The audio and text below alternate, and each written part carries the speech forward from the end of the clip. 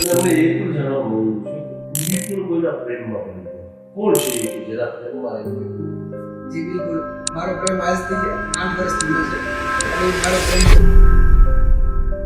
લોકો કેવા કેવા પ્રકારની સ્થિતિઓ કરતા હોય?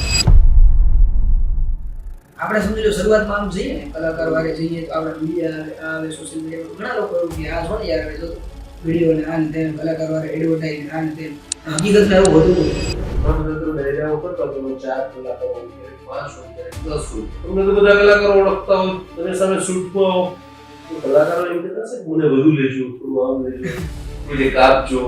મારા માટે બધા છે. નાનો કલાકાર હોય એ મારા માટે એટલો ને મોટા ગજાનો કલાકાર હોય એ મારા માટે એમ સેમ જ છે. કારણ કે મારે કામ એવું ને એવું જ આપવાનું. પહેલાના ટાઈમની શુદ્ધ વાણીઓ હતી અને અત્યારના જે લોકો શું કરે એમાં શું વિધિદાન છે, મોટા સ્કૂપી છે, એ લોકોનો પ્રોપર એક ભજનનો એક દોર હતો.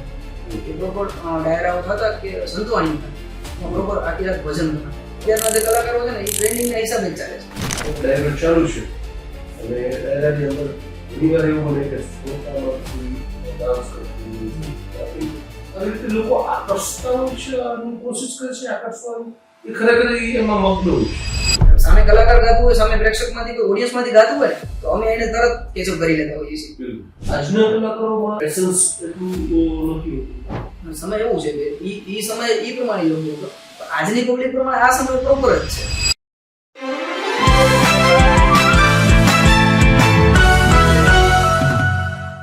નમસ્કાર, હું છું અશોક ગઢવી અને તમે જોવાનું શરૂ કરી દીધું છે ધ અશોક ગઢવી શો. ગુજરાતના એક એવા જિલ્લાની વાત કરવી છે જેને છેવાડાનો જિલ્લો કહેવાય છે અને એ જિલ્લામાં પણ છેવાડાનું ગામ એટલે કે ઠેઠ દરિયાકાંઠાનો વિસ્તાર. એ દરિયાકાંઠાના વિસ્તારની અંદર એક સામાન્ય ખેડૂત પરિવાર ગામ. સ્કૂલે ન જવા માટે એક છોકરો બહાના કાઢે છે, પેટમાં દુખે છે, માથું દુખે છે, આવા અનેક બહાનાઓ કાઢી અને સ્કૂલે ન જવાના નવા નવા તરકીબો અજમાવે છે. પણ એક શિક્ષક એનાથી પણ આગળ વધી ઘરે આવી, વાડીએ આવી, વાડી વિસ્તારમાં આવી બાળકનું બાવડું પકડી અને સ્કૂલે પહોંચાડે છે. આ સ્થિતિ આપણે જોઈએ ને તો એકની સ્કૂલે ન જવાની જીદ અને એકની સ્કૂલે લઈ જવાની જીદ, આ બંનેની વચ્ચે રમતું એક બાળક પોતાના બાળપણને કંઈ પણ ન્યાય આપી શકે કે સમજી શકે એવી સ્થિતિમાં નથી, પરંતુ એના શિક્ષક એ વાતને બરાબર સમજે છે કે જો આ બાળક ભણશે નહીં તો કરશે શું. તો એ બાળકને સ્કૂલ સુધી પહોંચાડે છે. એની વાતો સાથે સાથે એ બાળકે કરેલી પ્રગતિ એક યુવાની સુધી પહોંચે છે અને યુવાનીમાં એમ કહેવાય કે એક વાડી વિસ્તારમાં રહેતા એક સામાન્ય ખેડૂત પરિવારમાંથી પોતાની મંજિલ કાપવાનું શરૂ કરી અને એક આયામ સુધી પહોંચે છે. એવા એક માણસ એટલે કે માનસીભાઈ ગઢવી. આમ તો માનસીભાઈ ગઢવી મળવા જેવો માણસ તો છે જ, પણ માનસીભાઈ મળવાની સાથે માણવા જેવો માણસ છે. તો એવા જ માનસીભાઈની આજે આપણે વાત કરવા જઈ રહ્યા છીએ ધ અશોક ગઢવી શોમાં. માનસીભાઈ, આપનું સ્વાગત છે અમારા શોમાં. ખૂબ ખૂબ આપનું સ્વાગત કરીએ છીએ. શરૂઆત આપણે ત્યાંથી જ કરીએ કે આમ તો તમે કેમેરાની પાછળ રહી અને લોકોને કંડારો છો, પણ આજ પહેલી વાર કેમેરાની સામે તમારે આવવાનું છે, તો કેવી લાગણી આવે છે? જી અશોકભાઈ, ખૂબ ખૂબ આભાર. આમ તો મારો બોલવાનો વિષય નથી, કેમેરાની પાછળ જ સતત કામ કર્યું છે, પણ પહેલી વાર તમે અશોક ગઢવી શોમાં મને યાદ કર્યો એના માટે ખૂબ ખૂબ આભાર. અને આજે એવું લાગે છે કે ઘણી વાર આપણે કલાકારોને ફરમાઈશો કરતા હોઈએ કે આ ગાઓ, એમ કરો, ઘણું બધું સ્ટેજ ઉપર કહેતા હોઈએ છીએ, પણ આજે એવું લાગે છે કે મને કોઈ ફરમાઈશ કરી રહ્યું હોય, મને કોઈ પ્રશ્ન કરી રહ્યો તો થોડું ગૌરવ થતું હોય છે. બિલકુલ માનસીભાઈ, આપની વાત છે અને ખરેખર ગૌરવ લેવા જેવી જ બાબત છે. એક નાની ઉંમરે આટલી પ્રગતિ કરવી. પણ મને એ વાત યાદ આવે છે કે હમણાં જ થોડા સમય પહેલા આપણા જ્યારે મેરેજ હતા તો એ મેરેજની અંદર સાધુ સંતો, ઘણા બધા કલાકારો, માતાજીઓ અને ખૂબ સેલિબ્રિટી આવી. તો આવા તકે આટલી પ્રસિદ્ધિ મળે ત્યારે તો કેવી લાગણી અનુભવાય અને સાથે સાથે તમારે શું જવાબદારીઓ થઈ છે એ જાણવાની મારી ઈચ્છા છે. બિલકુલ અશોકભાઈ, વાત એવી છે કે આપણે આટલા વર્ષોથી હું આ ફિલ્ડમાં કામ કરું છું, તો મેં એવી રીતે બધા સંબંધો બાંધ્યા છે કે ખાલી કામ ખાતર કામ નથી કર્યું, સામે એવા સંબંધો પણ એવા બાંધ્યા છે કે બધાને આટલા કિલોમીટરો સુધી મારા ઘરે મારા પ્રસંગમાં બધાને હાજરી આપવા આવવું પડે, મારા પ્રસંગને રૂડું નિભાવવા આવવું પડે. અને જવાબદારી વસ્તુ એવી છે કે આટલા બધા લોકો આપણને ઘણીવાર પ્રોત્સાહિત કરતા હોય છે, ઘણીવાર આપણને બિરદાવતા હોય છે, સ્ટેજ ઉપરથી જાહેરમાં આટલી પબ્લિકની વચ્ચે આપણને બિરદાવતા હોય ત્યારે આપણી દિવસે ને દિવસે જવાબદારી વધતી જાય છે. કારણ કે આપણને એક દિવસ કોઈ કલાકાર આપણને બિરદાવે છે, આપણા વખાણ કરે છે, તો બીજા દિવસે આપણી એનાથી જવાબદારી બમણી થાય છે. જવાબદારી આપણે દિવસે ને દિવસે ઘણું બધું ધ્યાન રાખવું પડે છે. કારણ કે આપણે એક જાતનું બધા લોકો એવું સેલિબ્રિટી લોકો સાથે રહેવું, એ લોકો હારે સંબંધ રાખ્યો, એ લોકો હારે વ્યવહારમાં રહેવું ને એટલે બહુ થોડુંક સાચવીને પણ રહેવું પડે છે. મનસુખભાઈ, આપની બહુ સરસ વાત કરી કે એક મુકામ સુધી પહોંચવા માટે જે મહેનત પડે છે એના કરતાં પણ વધુ મહેનત એ પડે છે કે જાળવી રાખવી, એટલે ખૂબ જવાબદારીઓ સાથે કામ કરવાનું. પરંતુ આ આખી જે તમારી જર્ની શરૂ થઈ છે મુશ્કેલ, તો આની શરૂઆત કેવી રીતે થઈ? તો મને ખાસ એ સમજાવું કે કેવી રીતે આ ઇન્ડસ્ટ્રીઝમાં આવવાનું. જી અશોકભાઈ, એમાં એવું છે કે આપણી એક યુવાન છે ને, એની 18 થી 25 વર્ષની એક ઉંમર હોય છે ને, એ ઉંમરમાં યુવાનને ઘણું બધું માઇન્ડમાં આવતું હોય છે. જ્યારે છોકરો જ્યારે ભણતો હોય છે 18 થી 20 વર્ષની ઉંમરે, હજી એની ભણવાની ઉંમર કહેવાય, એ ઉંમરમાં એને ઘણા બધા વિચાર આવતા હોય છે. તો મારા મગજમાં બે વિચારો હતા. એક બાજુ સમજી લો મારા મોજ શોખ છે, એક બાજુ મારા કેરિયરનું, એક સામાન્ય પરિવારમાંથી આવું છું, એક સામાન્ય પરિવારમાંથી આપણી આર્થિક પરિસ્થિતિ બહુ નબળી, અને ત્યારે આપણને એવા વિચારો આવે કે આપણે એક બાજુ આપણું ફ્રેન્ડ સર્કલ જે છે એ બધું મોજ શોખ કરતું હતું, આપણને એવું થાય આપણે મોજ શોખ કરીએ, પણ ત્યારે એ રસ્તો મને એવું લાગ્યું કે એ રસ્તો મારા માટે યોગ્ય નથી. મારું પરિવાર કઈ રીતે છે, હું કયા ફેમિલીમાંથી આવું છું, કયા પરિવારમાંથી આવું છું, ત્યારે મને એવો કે વિચાર આવ્યો કે આપણે આ વસ્તુમાં યોગ્ય દિશામાં નથી જઈ રહ્યા. ત્યારે મને એક નાનકડો એવો વિચાર આવ્યો કે આપણે કાંઈક કરીએ. ત્યારે મેં નાનકડી એક નોકરી ચાલુ કરી. નોકરી ચાલુ કરતા સામે એક મારા બનેવી છે સામંતભાઈ, એમની યાર હું સાઉન્ડમાં જતો, સાઉન્ડનું કામ કરે ને, જે આપણે ડાયરામાં સાઉન્ડ વગાડે, સાઉન્ડની પેઢીઓ હું ખભે ઉચકીને સાઉન્ડનું કામ કરવા જતો. ત્યારે મારે નવરાત્રી દરમિયાન મને એક એવો વિચાર આવ્યો, કેમેરા વાળાને જોયું ને, મેં કીધું આ કામ કરવું ને સારું છે, કેમેરો લઉં. ત્યારે પરિસ્થિતિ નબળી, પણ જેમ તેમ કરીને કેમેરો લઈ લીધો.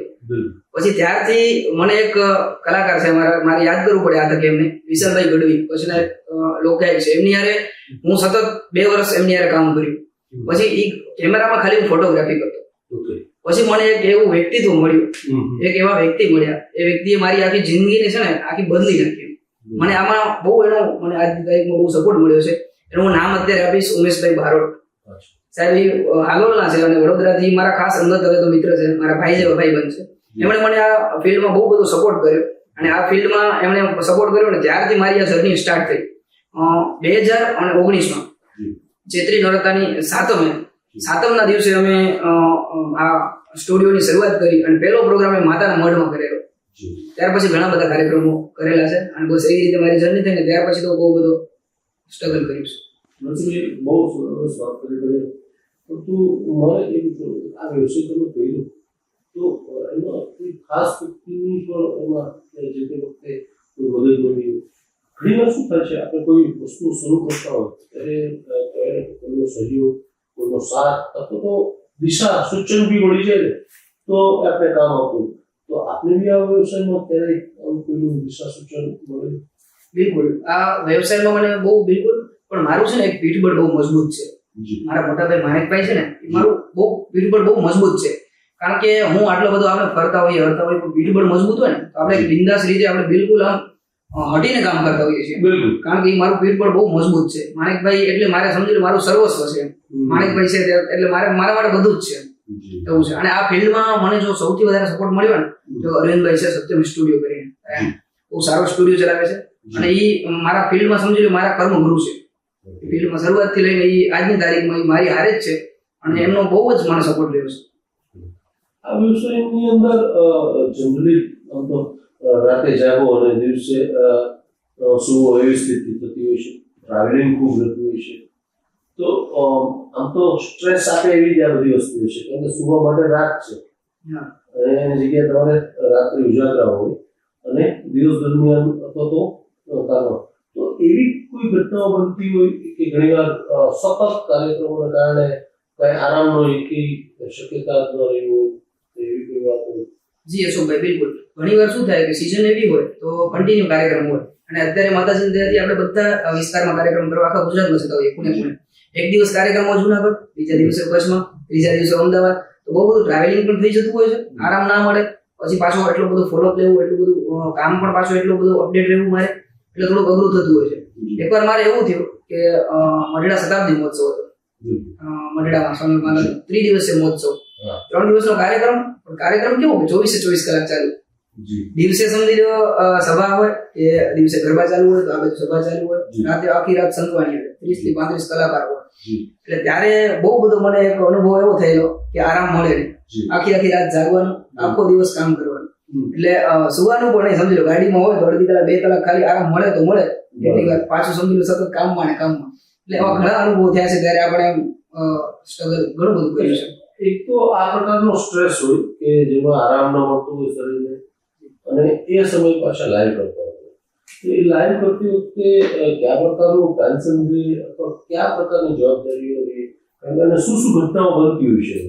જી અશોકભાઈ, ઘણી વાર એવી ઘટનાઓ બનતી હોય છે કે આપણને આમ કામ કરતા હોઈએ ને, ગમે એટલા ઉજાગરા હોય, ગમે એટલું થાકેલા હોય, ગમે એટલું ટ્રાવેલિંગ હોય, પણ કામનો મને નશો એટલો છે ને, તો હું કોઈ દિવસ મને સામેવાળી વ્યક્તિ એવું ન કહી જાય કે આ થાકેલો છે, કારણ કે કામ પ્રત્યે મને એટલો લગાવ છે કે હું કોઈ દિવસ મને આમ કાર્યક્રમ ચાલુ થઈ જાય ને એટલે મારી એનર્જી એટલી જ હોય કે આગલા દિવસે આરામ કરેલો હોય ને ત્યારે જે એનર્જી હોય ને એ જ એનર્જી મારે બીજા દિવસે એ જ એનર્જી હોય. એવું નહીં કે આમ આપણે થાકેલા છીએ કે ઉજાગરા છે, એવું કાંઈ નહીં. આપણે એટલું બધું બાકી આમ કાર્યક્રમો કરતા હોય ને ઘણું બધું ટેન્શન રહેતું હોય, કારણ કે આપણે ઘણી જગ્યાએ જો આખી ટીમ મજબૂત હોય, આપણે બધું સેટઅપ આખું મારેલું હોય, પરફેક્ટ રીતે હોય, પણ ઘણી વાર છે ને નેટવર્કના એટલા બધા ઇસ્યુ આવે ને મોટું ટેન્શન આવતું હોય.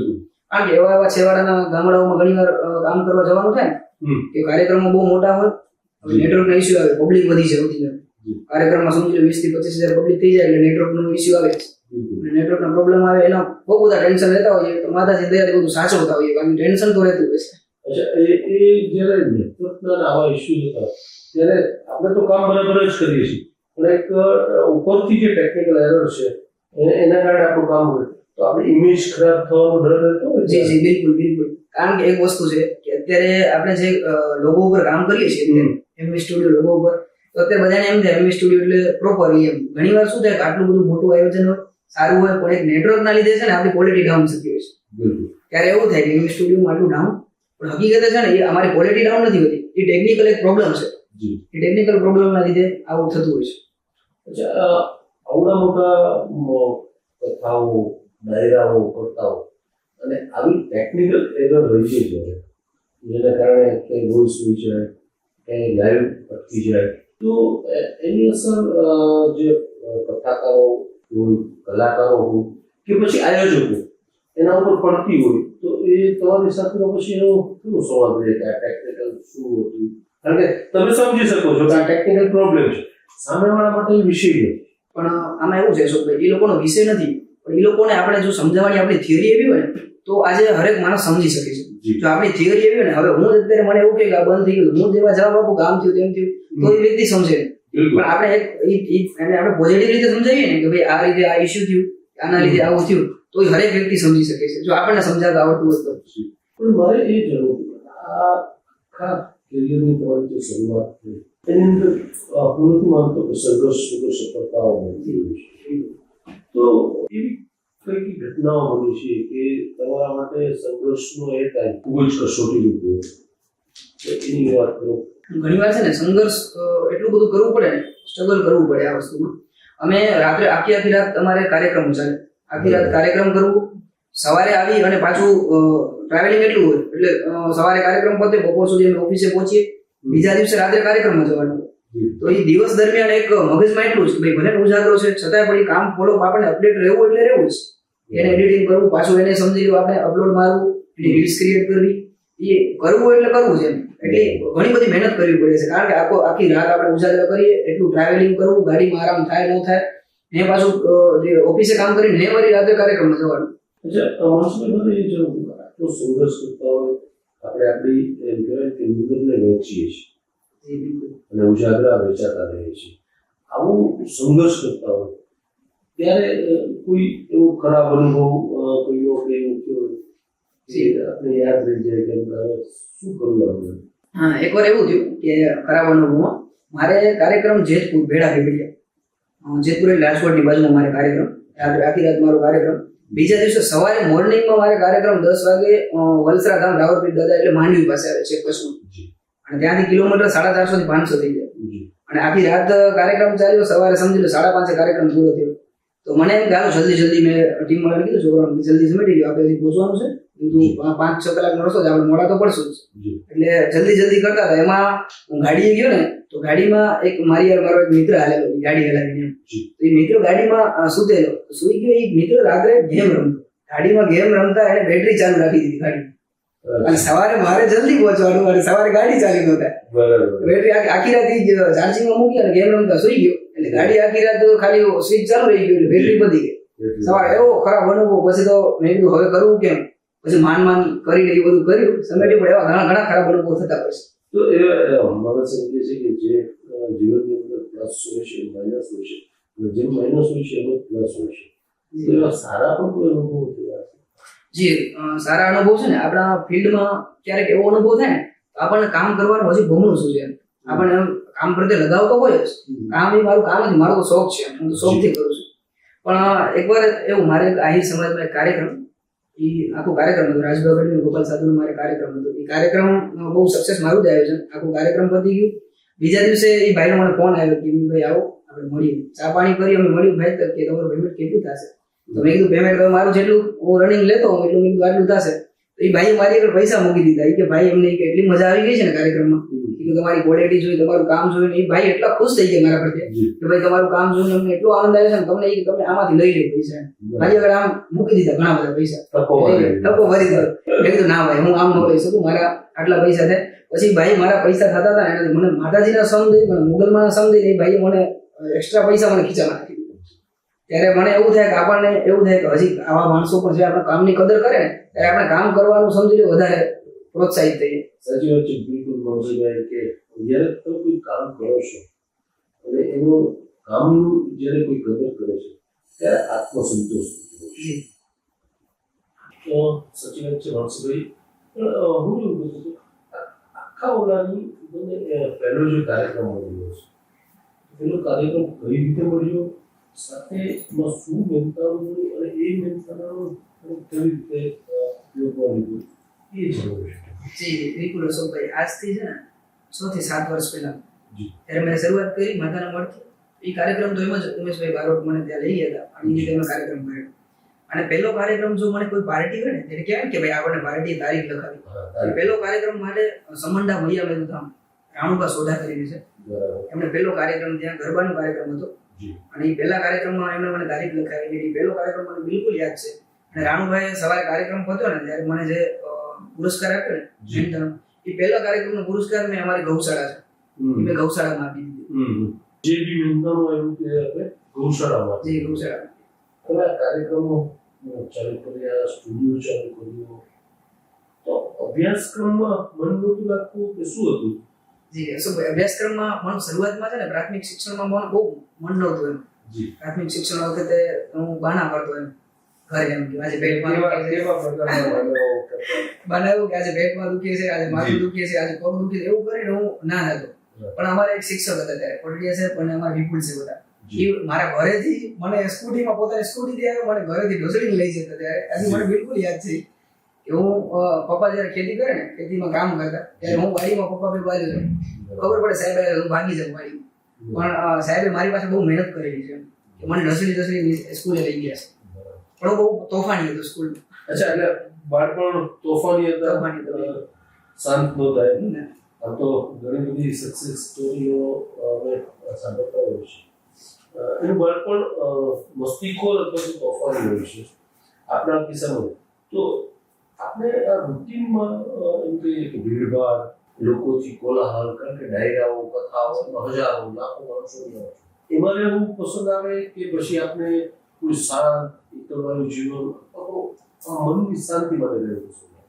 જી અશોકભાઈ, આમ તો છે ને હું જે કાર્યક્રમો કરું છું, મારું કામ કરું છું ને, એ એક મારો શોખ બનાવી દીધું છે. એટલે હું શોખથી કરું છું. એટલે વધારે મજા તો મને કામમાં જ આવે છે. કારણ કે અને જ્યાં અમે અત્યારે તો ડાયરા કરવા જઈએ તો ગરબા કે કોઈ બી કાર્યક્રમો થાય ત્યાં વધારે જ પબ્લિક હોય. પણ ઘણી વાર શું થાય, સતત કાર્યક્રમોમાં આખી સિઝન હાલે ત્યારે માણસ છે ને, ત્યારે કેવો એ વિચાર આવે એમ કે આટલું બધું પબ્લિકમાં લાગી ગયા છે, ચલો ને શાંત એકાંતમાં થોડાક દિવસ હાલ્યા જઈએ ક્યાંક ફરવા, એવું થાય કે એકાંતમાં હાલ્યા જઈએ અને સિઝન પતાવીને 1-2-4 દિવસ અમે જોઈએ પડશે બહાર. જનરલી આપણે ત્યાં એવું છે, બાળક નાનું હોય આજ એના માટે એક સિક્કો લગાવવા માટે આ બાળકને ડોક્ટર બનાવવો છે અને એન્જિનિયર બનાવવો છે, અથવા તો બાળક પોતે જ એક એમ કહે ને કે આ 5 વર્ષની ઉંમરે ડોક્ટર બનવું હોય, 8 વર્ષની ઉંમરે એન્જિનિયર બનવું હોય, 10 વર્ષે કાંઈ હોય અને પછી યુવા અવસ્થામાં આવે ત્યારે કાંઈ હોય. તો આપણા માટે બી કંઈ એવા સિક્કા લાગ્યા હતા અથવા તો આપણા મનમાં પણ એવું કંઈ ઈચ્છાઓ પ્રગટ થઈ હતી? જી, મને છે ને શરૂઆતમાં મારા પરિવારમાંથી મારા સગાવાલા એવું કહેતા તો પોલીસમાં, ત્યારે મારે એવું હતું કે મારે કંઈક પોલીસમાં જવું છે, કે મારે સરકારી નોકરીમાં ગવર્મેન્ટમાં પોલીસમાં જવું છે.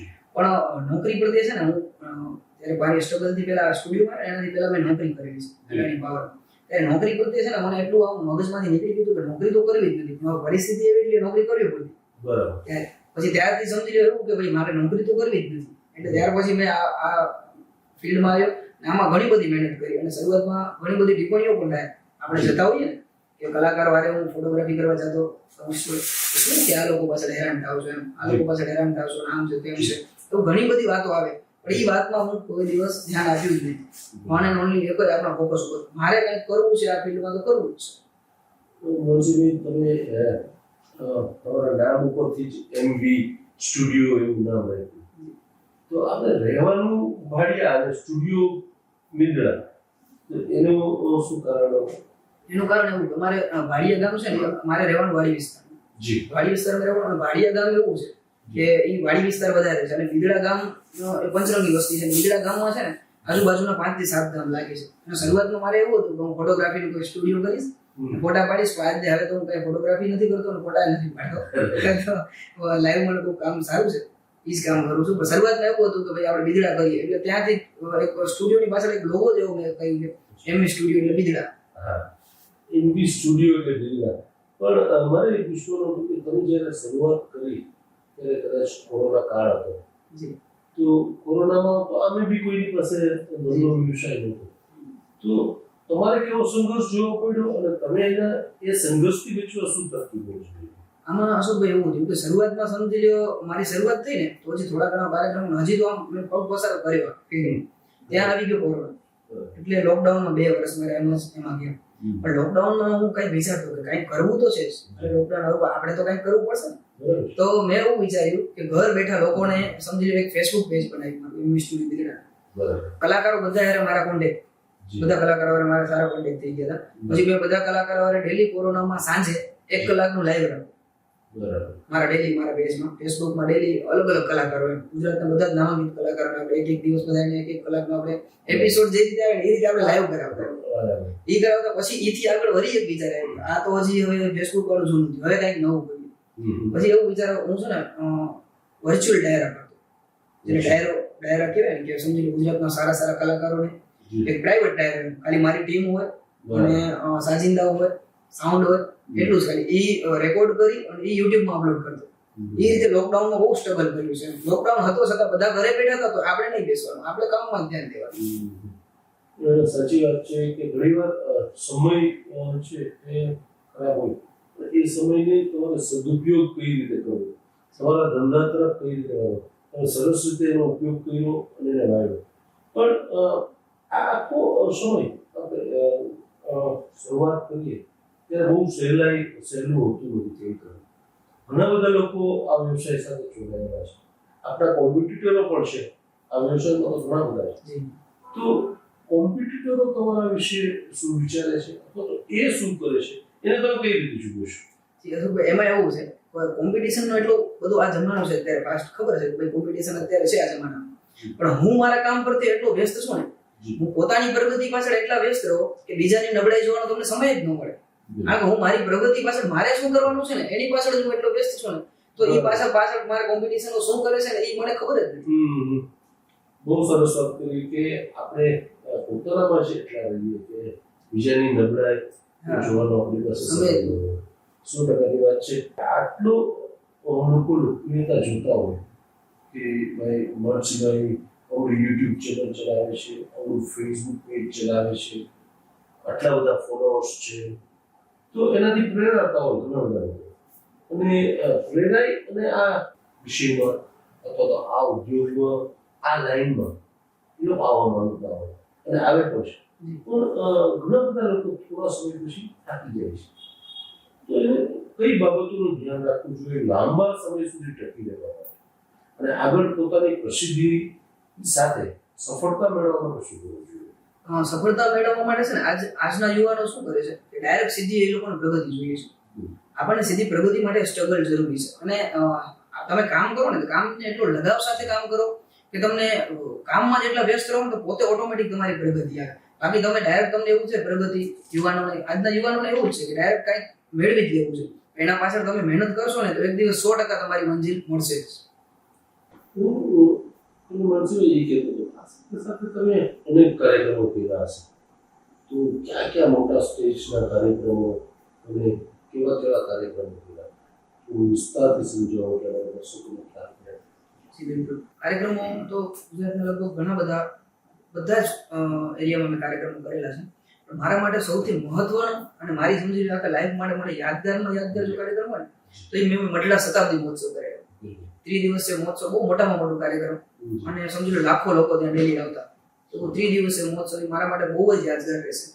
એના સિવાય સમજી લો ઘણા બધા કાર્યક્રમો કરેલા છે. મોગલધામ પાણીદ્રા છે, પછી સમજી લો તોરણિયા છે, પછી એક ભાનુશાલી સમાજનો છે ને વધો મહોત્સવ 3 દિવસે બહુ મોટો કાર્યક્રમ. ભાનુશાલી સમાજનો સૌથી મોટામાં મોટો કાર્યક્રમ ને સખાવ મધ્ય એ મેં કરેલો છે. એના સિવાય ઘણા બધા જરબરા સોનાલિસ કરેલી છે.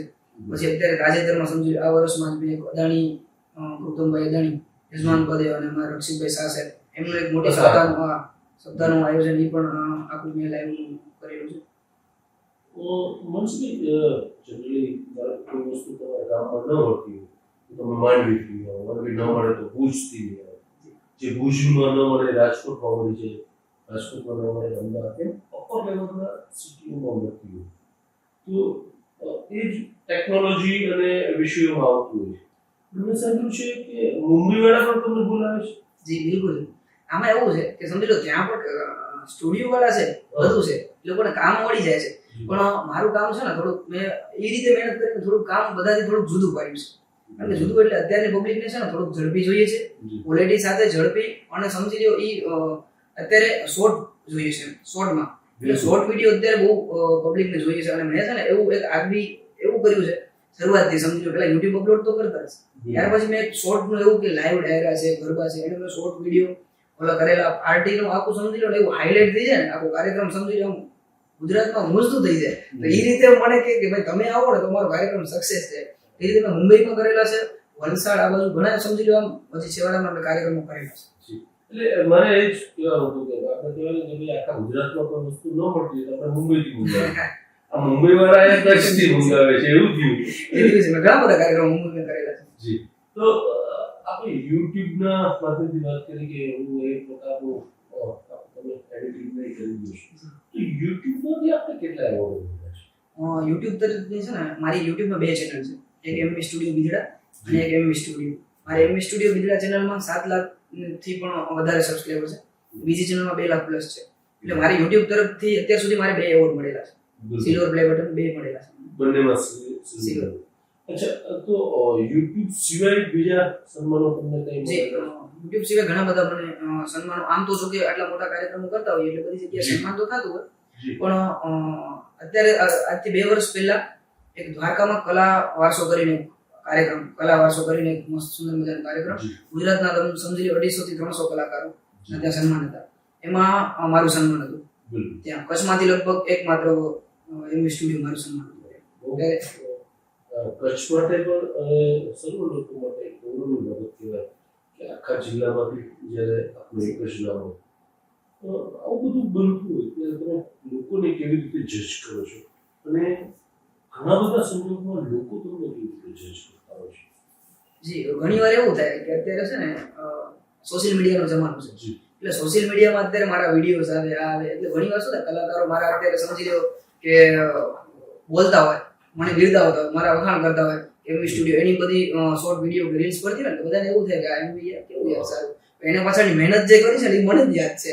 એના પાછળ કેટલી મહેનત અને બીજું શું છે કે શરૂઆતમાં આપણે શરૂઆત કરીએ ને ત્યારે ઘણી બધી ટિપ્પણીઓ થાય આ થાય એ બધાને ધ્યાનમાં આપણે ન દઈ અને આપણા એક જ ફોકસ આપણા કેરિયર ઉપર આપણે ધ્યાન આપીએ ને તો આપણા લક્ષ્ય ઉપર આપણે 100% પહોંચી જઈએ છીએ. ટિપ્પણીની વાત કરીએ તો યાદ આવે લોકો કેવા કેવા પ્રકારની ટિપ્પણીઓ કરતા હોય છે. આપણે સમજી લો શરૂઆતમાં આમ જઈએ ને કલાકાર વારે જઈએ તો આપણે મીડિયા આવે સોશિયલ મીડિયામાં ઘણા લોકો એવું કે આ જો ને યાર જો તો વિડીયો ને આ ને તે કલાકાર વારે એડવર્ટાઇઝ ને આ ને તે પણ હકીકતમાં એવું હોતું નથી. આપણે આપણું કામ કરીએ છીએ. આ મારું તો કામ છે. એડવર્ટાઇઝ એક જાતનું મારું વ્યવસાય છે ને, મારું તો કામ છે. મને અત્યારે લોકો કઈ રીતે ઓળખે છે? MV studio. જો આ સોશિયલ મીડિયા ના હોત તો મને કોઈ ના ઓળખે. અને ત્યારે શરૂઆતમાં એવી ટિપ્પણીઓ થતી કે આ તો જો કલાકાર વારે આમ જાય ને ઇન્ટરવ્યુ કરે ને આ કરે ને અરે બાપા તમે એકવાર કરી તો જુઓ. એ કરવા પાછળનું ઘણું બધું એના પાછળ ભોગ દેવું પડે છે. ત્યારે એવું બધું થતું હોય છે. પણ એ બધું ધ્યાન નહીં દેવાનું. આપણે ટિપ્પણીઓ થાય ને મેં પહેલા જ તમને કીધું કે પોતાની પ્રગતિ પાછળ એટલા વ્યસ્ત રહો ને કે બીજાની નબળાઈ જોવાનો આપણને સમય જ ન મળે. 100% સાચી વાત છે. આ તમે એમવી સ્ટુડિયો કીધું તો આ એમવી સ્ટુડિયોમાં અત્યારે કેવડી ટીમો છે, કેટલા લોકો જોડાયેલા છે? જી અત્યારે એમવી સ્ટુડિયોમાં સમજી લો અત્યારે બહાર આઉટડોરમાં જો હું કામ કરવા જાઉં લાઈવ માટે તો મારે 8 થી 10 જણાની ટીમ છે. અને અમે એક કાર્યક્રમ કરવા જઈએ ને એટલે 7 થી 8 જણાની તો અમને જરૂર પડે છે. એવું છે. અચ્છા, હું સાથે એ વાત કરતો હતો કે આ તો જોડાયેલા લોકો છે. જી પણ એમવી સ્ટુડિયોને કારણે કોઈ કેરિયર બિલ્ડિંગ હોય, કોઈને એનાથી ફાયદો થયો એવી કોઈ ઘટના હોય? જી એવું છે. અને આમ જો મારો વ્યવસાય એવો છે તો વધારે પડતું મારે કામ કરવાનું તો કલાકાર વારે કરવાનું. તો શરૂઆતથી સમજી લો શરૂઆત કરી ત્યારથી આજની તારીખમાં 5 થી 7 એવા કલાકારો છે કે એ લોકોની શરૂઆતથી મેં એ લોકોને એમની સ્ટુડિયોમાં છે મારા પ્રાઇવેટ પ્રોગ્રામો કરી. જ્યારે નવરાત્રી આવે ને નવરાત્રીથી પહેલા અમે એક નોન સ્ટોપ ને રેકોર્ડિંગ કરીએ છીએ એમવી સ્ટુડિયો. એમાં સમજી લો કલાકારોને નોન સ્ટોપ રેકોર્ડિંગ કરી અને એ રેકોર્ડિંગ વાયરલ થાય ને એના લીધે કલાકારો ચાલી જાય છે. એટલે ઘણા બધા એવા મને ફોન આવતા હોય કે આ વખતે અમને લેજો, આ વખતે અમને લેજો. એટલે પહેલાથી જ અમને ફોન આવતા હોય છે. અચ્છા, તમે કલાકારો કરતા કે અમને લેજો એના પરથી મને વાત યાદ આવી કે ઘણા બધા તમે ડાયરાઓ કરતા તમે 4 કલાકારો હોય, ક્યારેક 5 હોય, ક્યારેક 10 હોય. તો તમને તો બધા કલાકારો ઓળખતા હોય. બિલકુલ. તમે સામે શૂટમાં આવો તો કલાકારો એમ કહેતા હશે કે મને વધુ લેજો, થોડું આમ લેજો, કોઈને કાપજો. ના એવું થતું હોય છે. પણ એવું કારણ કે મારા માટે છે ને જેટલા કલાકારો છે ગુજરાતના છે ને પેલા લગભગ બધા કલાકારોએ કામ કરી ચૂક્યું છે. અને મારા માટે બધા કલાકારો સરખા જ છે. કારણ કે હું આજની તારીખમાં કોઈ કલાકાર મતભેદ નથી રાખતો ભાઈ આને વધારે હાઇલાઇટ કરો, આને નહીં કરો.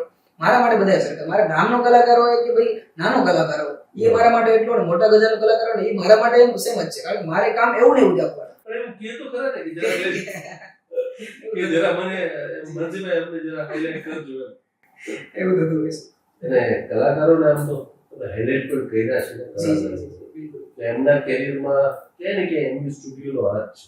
જી બિલકુલ. એવા ઘણા કલાકારો છે જે સમજી લો પહેલા એ લોકોનું કઈ નામ નતું. એ લોકો છે ને સમજી લો મને બિલકુલ યાદ છે, હું નામ નહીં આપું પણ અત્યારે 10 થી 15,000 રૂપિયા જયારે એ લોકોને ફી હતી ને ત્યારે અમે મારા કોન્ટેક્ટમાં આવેલા. અત્યારે એમવી સ્ટુડિયોમાં એ લોકોને એટલા વિડીયોઝ એ બધું એટલું બધું વાયરલ થયેલું, એટલા બધા પ્રચલિત થયેલા ને તો અત્યારે 5 થી 8 લાખ રૂપિયા ફી કરે છે કલાકારો. બહુ સરસ વાત કહેવાય. અને એક તો મોટી વાત એ આપણે પોતાને આત્મસંતોષ થાય કે આપણે દેખાડેલા રસ્તે કોઈ ચાલ્યું અને એને કારણે એની સફળતા મળી આપણે પોતાને. પણ હું તમને એ પૂછું, તમારે બી કોઈ ફેવરેટ કલાકારો હશે ને, મેલ ફિમેલ એની યાદી હશે ને? ઘણા બધા કોણ ફેવરેટ છે? ઘણા બધા કલાકારો તો મારા બધા ફેવરેટ અને બધા હું એવું કરું છું. પણ મારા અતિ પ્રિય હોય ને તો એક કચ્છ કોહિનૂર છે, દેવરાજ ગઢવી નાનો છે. એને હું બહુ સાંભળું છું. એને બહુ સાંભળું છું અને મારા તો વડીલ છે. મારા તો સલાહકાર મને તો સલાહ દે અને હું એમનું માનું બહુ અને એ મારું બહુ રાખે એમ. અને હું એ મારા બહુ ફેવરેટ કલાકાર છે. તમે શું સાંભળવાનું પસંદ કરો? આપણી સંતવાણી કે હાલમાં તમે જુઓ તો એક અલગ પદ્ધતિ આવી ગઈ છે, એ પદ્ધતિનું સંગીત તમને પસંદ પડે છે કે જૂની સંતવાણી? આમાં શું છે, વ્યવસાય છે ને એટલે કામ બધી યારે કરીએ અને બધાનો અમે કામ કરીને એટલે મોજ શોખથી જ માણીએ. કાર્યક્રમ કરવા જઈએ એવું નહીં કરી આવ્યા બોલી કે આખી રાત યાદ જ શરૂઆતથી લઈને સમજી લો કલાકાર ગરબાનો પ્રોગ્રામ હોય કે ડાયરાનો શરૂઆતથી લઈને છેલ્લે સુધી શું વસ્તુ ગાય ને એ સવાર સુધી મગજમાં ફીટ હોય કે આ વસ્તુ કલાકારે આ ગાયું છે, કેવું સારું ગાયું છે એ પણ મગજમાં. વધારે ભજન પસંદ કરું છું. સંતવાણીમાં મને બહુ મજા આવે છે. અચ્છા, અત્યારે હાલના સમયમાં એક એવું પણ ક્રેઝ છે કે પહેલાના સમયમાં ધારો કે સ્વામી છે જી હાલદાસ છે, આ બધા જ ભજનો કરતા એના 5 મિનિટ 15 મિનિટ ના હવે કટકાઓની એક ક્રેઝ છે. હા અત્યારે બહુ શોર્ટનો જમાનો થઈ ગયો છે. અત્યારે છે ને પબ્લિક પાસે એટલો ટાઈમ નથી. અત્યારે હું લોંગ વિડીયો મૂકું ને, અત્યારે 1.5-2 કલાકનો અત્યારે કોઈ કલાકાર ગાયું એનો પાર્ટ મૂકું ને, તો એને પસંદ નથી, એને એટલા વ્યૂ ન આવે. શોર્ટ વિડીયો જો મૂકીએ ને તો એને વધારે વ્યૂ આવે છે. એટલે પબ્લિકને છે ને અત્યારે શોર્ટમાં સારી વસ્તુ જોઈએ છે.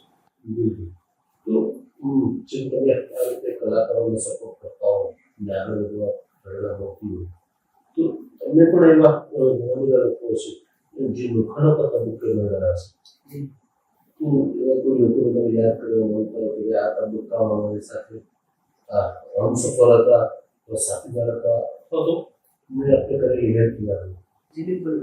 આમ તો નામ લેવા જાઉં તો ઘણા લોકોનો મને આ ફિલ્ડમાં સપોર્ટ મળ્યો છે, પણ જેને કહેવાય ને કે આપણે નામ એવા નામ તમને આપું કે સતત મારી સાથે 24 કલાક મારી યારે કનેક્ટેડ રહેતા હોય ને, કે ડેલી આપણી યારે કનેક્ટેડ રહેતા હોય એવા વ્યક્તિઓ. એક યશ કરીને છોકરો છે, યશ સંગાર કરીને, એ મારી પાસે કામ કરે છે. આજથી 6 વર્ષથી મારી 6-7 વર્ષથી મારી યારે જોડાયેલો છે એમવી સ્ટુડિયો. 24 કલાક મારી યારે છે. જોકે એ મારી પાસે કામ નથી કરતો, મારો ભાઈ છે, હું તો એને ભાગીદાર મારા ભાઈની જેમ રાખું છું. એવું નહીં કે સતત એની યારે એ બહુ સમજી લો, એનું બહુ બધું એનું મને સપોર્ટ રહે. એ મારી પાસે એની શરૂઆત જ મારી પાસેથી એની સમજી લી, એને શીખ્યો મારી પાસે. હજી સુધી મારી હારે જ કામ કરે છે અને અમે એકબીજાના ભાઈની જેમ રહીએ. એના સિવાય જો નામ આપું ને તો સમજી લો અરવિંદભાઈ, તમને કીધું સત્યમ સ્ટુડિયો. પછી અમારે એચવી સાઉન્ડ છે, જયદીપભાઈ. એ મારા સાસ સમજી લો, મારા ફિલ્ડમાં એની બહુ હરમેશ મને સલાહ રહેતી હોય છે. જયદીપભાઈ મારા સાવ અંગત મિત્ર છે અને એમનું બહુ મોટું નામ છે એચવી સાઉન્ડ. એ મને બહુ બધી સલાહ સહકાર દેતા હોય છે. એના સિવાય સમજી લો ને એક મિત્ર કહેવાય ને, આપણને ભાઈબંધ. મારે મને એક એવો ફિલ્ડમાં ભાઈ, આમ તો મારા ઘણા બધા ભાઈબંધો છે, ભાઈથી વિશેષ ભાઈબંધો છે, પણ મારા ફિલ્ડમાં જો ભાઈબંધ મળ્યો ને તો હાજી ઉસ્તાદ કરીને છે, જે એની આખું બેન્ડ છે, ઢોલ વગાડે છે, એની આખી ટીમ છે. એ હાજી ઉસ્તાદ મારે બહુ ઘર જવો નાતો. એ મારો મિત્ર. એ દિવસમાં એના 2 ફોન ના આવે ને ત્યાં સુધી તો અમને સંતોષ ન થાય. એટલો મારો સાવ નજીકનો મિત્ર છે. તો વાત કરી કે ઘણા બધા મિત્રો છે. આપણે ત્યાં એક કહેવત છે કે તમારા જો 2 મિત્ર બને ને તો 4 દુશ્મનો બને.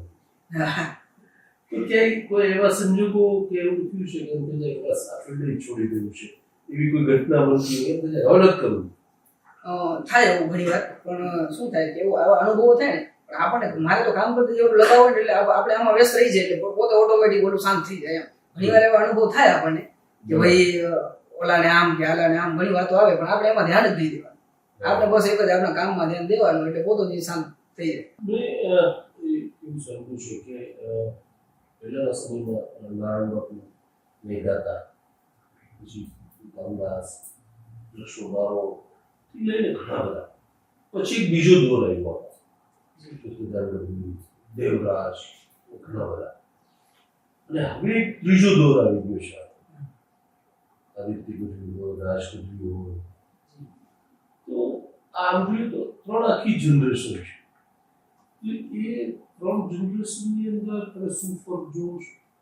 બીજું પહેલાના ટાઈમની જે આખી પરંપરાઓ સાથે જે સંતવાણીઓ હતી અને અત્યારના જે લોકસંગીતના ડાયરા, એમાં શું ફરક છે?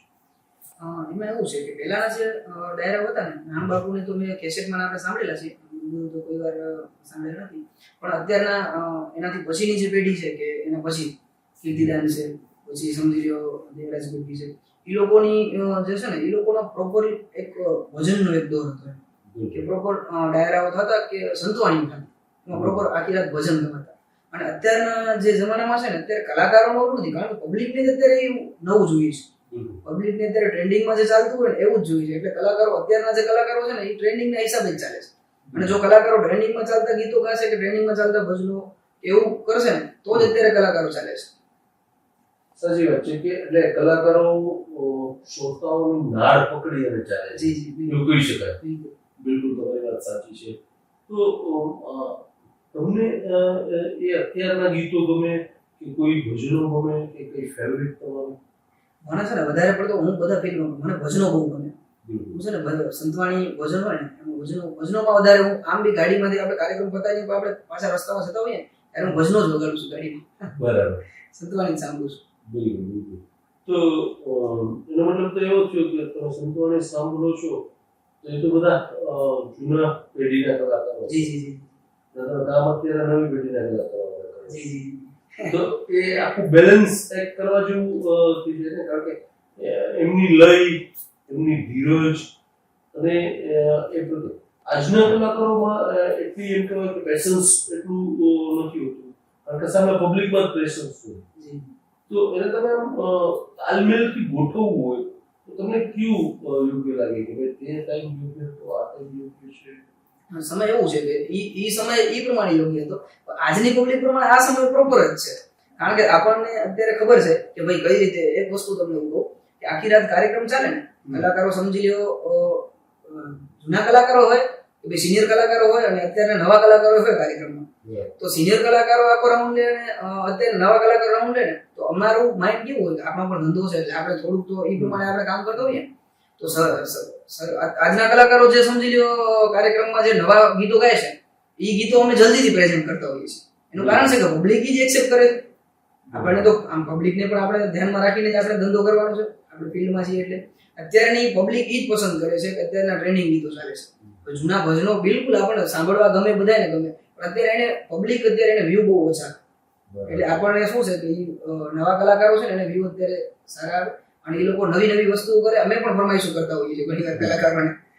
તો એમબી મેં સાંભળ્યું છે અમારી ટીમ જ્યારે રિસર્ચ કરતી હતી તો ત્યારે એ જેમ ફોલોઅર્સ વધારે હોય એમબી સ્ટુડિયો બિદરા બહુ નામ, ઘણા ફોલોઅર્સ, ઘણા બધા લોકો મળતા હોય ત્યારે તમારા કેમેરાનું અંદર આવી જાય એના માટે બી ઘણા બધા લોકો કંઈ ને કંઈ અજમેર શું કરતા હો, તમે એ બાજુ પ્રેરાઓને જોવો અને ડાયરો ચાલુ છે અને ડાયરાની અંદર ઘણી વાર એવું બને કે શ્રોતામાંથી કોઈ ડાન્સ કરતું હોય તો આવી રીતે લોકો આકર્ષતા હોય છે અને કોશિશ કરે છે આકર્ષવાની, એ ખરેખર એમાં મગ્ન હોય છે. ઘણી વાર છે ને આપણને એવું થાય કે આટલું બધું ઓડિયન્સ બેઠું હોય ને, કોઈ પણ કલાકાર આમ એક ભજન ચાલતું હોય બીજું ભજન પડે ને એટલે પબ્લિકનો દાદ મળે, પબ્લિકનું બહુ સારું દાદ મળે ને એમાંથી કોક અમે એ જ વસ્તુ જોતા હોઈએ છીએ, નોટ કરતા હોઈએ છીએ. હું ઉપર હેન્ડલિંગ કરતો, હું છોકરાઓને એ જ કહેતો, મારું ધ્યાન જાય તરત કોઈ દાદ કે સામે કલાકાર ગાતું હોય, સામે પ્રેક્ષકમાંથી કોઈ ઓડિયન્સમાંથી ગાતું હોય ને તો અમે એને તરત કેચઅપ કરી લેતા હોઈએ છીએ. એટલે એવું થતું હોય છે કે કેમેરાને આકર્ષવા માટે પણ ઓડિયન્સમાંથી કરતા હોય છે. અને અમને એ પણ જાણવા મળ્યું છે કે એમબી પણ કોઈના પ્રેમમાં પડી ગયા, તો આ શું છે અને કોણ છે કે જરા પ્રેમમાં એમબી પડી ગયા? જી બિલકુલ, મારો પ્રેમ આજથી 8 વર્ષ જૂનો છે અને મારો પ્રેમ છે મારો કેમેરો. બિલકુલ. તો અમારે તો ઓલું કે બ્રેકિંગ સમાચાર કરવાના હતા, એ રહી ગયું. ક્યારે બ્રેકિંગ નથી કરી શકાય હવે. ના, તમે બહુ સરસ વાત કરી કે મારો પહેલો પ્રેમ કેમેરો છે અને માણસનું કામ છે ને એનો જ્યારે પ્રેમ હોય છે ને ત્યારે એને એક મંજિલ સુધી પહોંચવામાં સરળતા હોય છે. આજના સમયમાં આ યુવાઓ માટે તમે શું કહેશો કે જે ખરેખર એના કામને પ્રેમ નથી કરતા, એને મંજિલ સુધી તો પહોંચવું છે પણ એના એ જે કામ કરે છે એને પ્રેમ નથી કરતો, એને શું કહેવા માંગો છો? યુવાનોને એવું કહું કે તમે છે ને કામ પ્રત્યે એટલો લગાવ રાખો ને કે તમારી મંજિલ પોતે, તમે તમારા કામમાં જ વ્યસ્ત રહો. એવું નહીં કે ડાયરેક્ટ તમને કઈ પ્રસિદ્ધિ મળી જાય, ડાયરેક્ટ કોઈને નથી મળતી. અમે આટલી બધી મહેનત કરી છે ને ત્યારે આટલી પ્રસિદ્ધિ મળે છે. તમે એ તમારા કામ પ્રત્યે એટલો લગાવ રાખો, તમારા કામ પ્રત્યે એટલો ફોકસ રાખો ને કે રાત દિવસ એક કરી નાખો કામ પ્રત્યે નહીં. હું આજની તારીખમાં બાંધછોડ નથી કરતો. મારા કાર્યક્રમો આજથી હું કાર્યક્રમ લઉં ને તો 3-4 મહિના પહેલા ડેટ આવી જતી છે. આજે પબ્લિક બહુ એક્સપર્ટ છે, કારણ કે પછી ડેટ ન મળે, કલાકારો ન મળે, એ ચોઈસ વાળી વસ્તુ ન મળે ને એટલે 6 મહિના પહેલા અમને ડેટ લખાવે. પછી ઈ 6 મહિના ડેટ મારી લખેલી હોય ને પછી મહિનો દિવસ જયારે ડેટ ને રહે ને ત્યારે ઘરમાં કે સગા સંબંધીમાં કોઈ પ્રસંગ આવે પણ મારો કામમાં એટલો ફોકસ ને તો એ પ્રસંગ સાઈડમાં રાખે કે ભાઈ મારા મોટા ભાઈ છે, મારો પરિવાર છે, એ પ્રસંગ એટેન્ડ કરી આવશે. મારે મારા કામમાં જ ધ્યાન દેવાનું. એટલે તમે ઈ તરીકાથી જો કામ કરશો ને તો જ તમને મંજિલ પૂરી મળશે. બીજી વાત એ પણ છે કે ઘણા બધા લોકો છે ને જ્યારે કંઈક કોઈ કામ શરૂ કરે કાતે પછી અપેક્ષાઓ રાખે છે, મને અહીંથી મદદ મળે, મને આ મદદ મળે. કોઈ મદદ કરી દે છે તો એ સારી વાત છે, પણ આ અપેક્ષા રાખવી સપોર્ટની એ કેટલું છે? અપેક્ષા રાખવી તો મારા તરફથી કહું કે હું છે ને આટલા બધા હું કોઈ ઉપર એવી અપેક્ષા ન રાખું. આગળ હું પોતે જાતે જઈને કરું ને તો જ મને સંતોષ મળે કે આપણે અપેક્ષા રાખીએ તો એ ક્યારે પૂરી થાય. એના કરતાં આપણે જાતે પોતાની રીતે આપણે કરીએ ને એમાં જ તમારી અપેક્ષા પૂરી થાય છે. માણસને એવું એ કીધું કે અમે જોયું છે ને આપણે ઘણા બધા ડાયરાઓ, કથાઓ ને આ પ્રકારના કાર્યક્રમો અમુક આલ્બમ સોંગ બી જોયા. તો આલ્બમ સોંગ કરો શું નથી કરતા શું છે? જી કશુંભાઈ આલ્બમ સોંગ છે ને હું કરું છું પણ બહુ ઓછા કરું છું કારણ કે અમને છે ને વધારે પડતો સમય અમારે આમાં નીકળી જાય છે લાઈવમાં ને એમાં અમે બહુ વ્યસ્ત રહીએ છીએ અને આલ્બમ સોંગ કરેલા છે મેં 8 થી 10 આલ્બમ સોંગ બહુ સારા મજબૂત કરેલા છે હર વર્ષે એક તો સમર બીજે હું એક આલ્બમ સોંગ કરું છું તો બી નવા કલાકારોની સમર બીજે કરું છું હર વર્ષે અને બાકી આલ્બમ સોંગ કરતા છે ને વધારે અમે લાઈવમાં વધારે ફોકસ કરીએ છીએ એનું કારણ છે કે લાઈવમાં કાર્યક્રમ સાથે એક કન્ટેન્ટ પણ વધારે મળે છે અમને અને આમાં છે ને આલ્બમ સોંગમાં એક જ કન્ટેન્ટ મળે એની પાછળ મહેનત બહુ લાગે છે અને લાઈવમાં તો આપણે સમજી લો ત્યાંથી આપણે લાઈવ જે પાર્ટી કરે છે ત્યાંથી પણ આપણને પુરસ્કાર મળી જાય છે અને એક્સ્ટ્રા કન્ટેન્ટ મળે છે આપણને અચ્છા તમે એ વાત કરી તો આ લાઈવ અને કથાઓ પ્રમાણમાં ખૂબ હોય છે તો કેટલા દિવસ મહિનામાં એમ કે આલ્બમ આ કાર્યક્રમ હોય છે સિઝન ઉપર તો છે ને અશોકભાઈ બહુ જ આખો મહિનો આપણને એમ થાય કે ઘરે 2-4 દિવસે તો ઘરે માંડ પહોંચતા હોઈએ છીએ આમ ત્યાં દોડો દોડ કારણ કે આમ ભલે દિવસે આરામ મળે પણ મારો જીવ ત્યાં કામમાં પડેલો એટલે હું પાછો દિવસે ઓફિસે કામ કરી પાછો સીધો નીકળી જાઉં એટલે આમ 4-5 દિવસે ઘરે પહોંચતા હોય ને આમ મહિનામાં સતત આખો મહિનો અમે સિઝનમાં દોડતા હોઈએ છીએ પણ હવે તો છે ને થોડા ટાઈમથી મેં બહુ જ ઓછું કરી નાખ્યું છે કારણ કે જીવનમાં અમુક સારા કાર્યક્રમો હોય ને એવા જ કાર્યક્રમ લઉં છું એટલે ચાઇનું મારવાનું ચાલુ કરી દીધું પ્રમાણ થોડું પણ ક્વોલિટી વર્ક કરવું સાથે શરીરને પણ એટલો તમે આરામ આપી શકો અને પરિવારને પણ વાત બહુ સાચી છે ઘણીવાર આપણા પોતાના વ્યવસાયની એટલી બધી વ્યવસ્થાને કારણે આપણે ઘણી બધી જગ્યાઓ સમય નથી આપી પણ હવે આવનાર સમયમાં એમ કહો કે આ જે અલગ અલગ કલાકારો આવી રહ્યા છે તો એના માટે તમે કંઈ આલ્બમો બનાવશો અથવા તો એને પણ આ લાઈવથી પ્રમોટ કરશો તો કંઈ તમારા મગજમાં વિચાર છે મારા મગજમાં અત્યારે તો જે લાઈવ કાર્યક્રમો કરીએ છીએ અત્યારે ભવિષ્યમાં મારા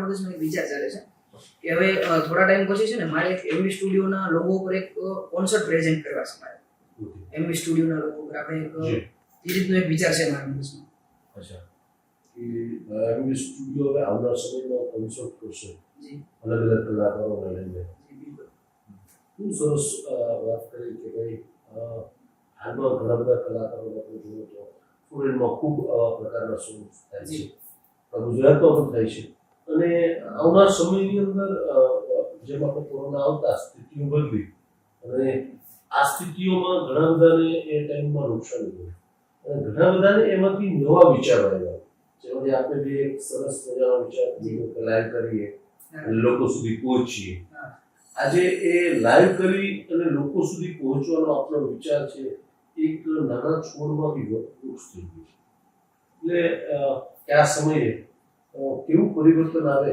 એ તો કહેવું મુશ્કેલ છે પરંતુ હું એટલું ચોક્કસ કહી શકું કે જ્યારે તમે મનથી નક્કી કરી લો છો આ મારે કરવું જ છે ત્યારે તમે કોઈ રોકી નથી શકતા અને એવી જ આ એક કથા છે માનસિંહભાઈ એમવી સ્ટુડિયો ગુજરાત એ એમને નક્કી કરેલા પોતાના એક ગોલ સુધી પહોંચવાની મંજિલ સુધી પહોંચવાની અને એ મંજિલ સુધી પહોંચવા માટે કરેલા સંઘર્ષની એક કથા કહી શકાય આ કથાની પાછળ જોઈએ ને તો ઘણા બધા પાત્રો છે ક્યાંય કોઈએ આ કથાની અંદર આ હવનની અંદર કયા પ્રકારની આહુતિ આપી હશે ચાહે એના મિત્રો હશે કોઈ કલાકારો હશે પરિવારજનના હશે કોઈ પણ હશે પરંતુ આ બધાની એક આહુતિના અંતર અને બનતી એક ઘટના અને એના આ લાંબા કહી શકાય એવા ગાળાને 6 વર્ષનો સમય આપણા માટે ખૂબ ટૂંકો જ છે પરંતુ જ્યારે કોઈ માણસ એની મંજિલ સુધી પહોંચવા માટે નીકળે છે ત્યારે 6 વર્ષ નહીં પરંતુ 6 કલાકનો સમય પણ એને ખૂબ લાંબો લાગતો હોય છે કારણ કે સંઘર્ષની એરણ ઉપર ચડેલો માણસ જ્યારે મેં શરૂઆતમાં જ આપણે કહ્યું કે વાડી વિસ્તારમાં રહેવું પરિવારમાં જવાબદારીઓ સાથે આવવું પરિવાર એટલો કોઈ એજ્યુકેટેડ ન હોવો અને આગળ દિશા સૂચન કરે એવું કોઈ ન હોય એવા સમયે તમારે તમારી મંજિલ સુધી પહોંચવા માટે એક મહેનત એમાં પડેલી એક ક્ષણ અને એક પરસેવાનું ટીપું એ યાદ રાખી અને માણસ નીકળે છે ત્યારે આ મંજિલે પહોંચે છે અમારી ખૂબ ખૂબ શુભકામના છે. મનસુખભાઈ, આપણે ખૂબ પ્રગતિ કરી અને આવનાર સમયમાં હજી પણ ખૂબ પ્રગતિ કરો, પણ આ અંકને અહીંયા પૂર્ણ નથી કરતા, અહીંયા અલ્પવિરામ રાખી છે. ફરીથી મળશું, કારણ કે મને એટલો ભરોસો છે કે MB ફરી કંઈક કરશે. ત્યાં સુધી જોતા રહો દાશો ગઢવી શો.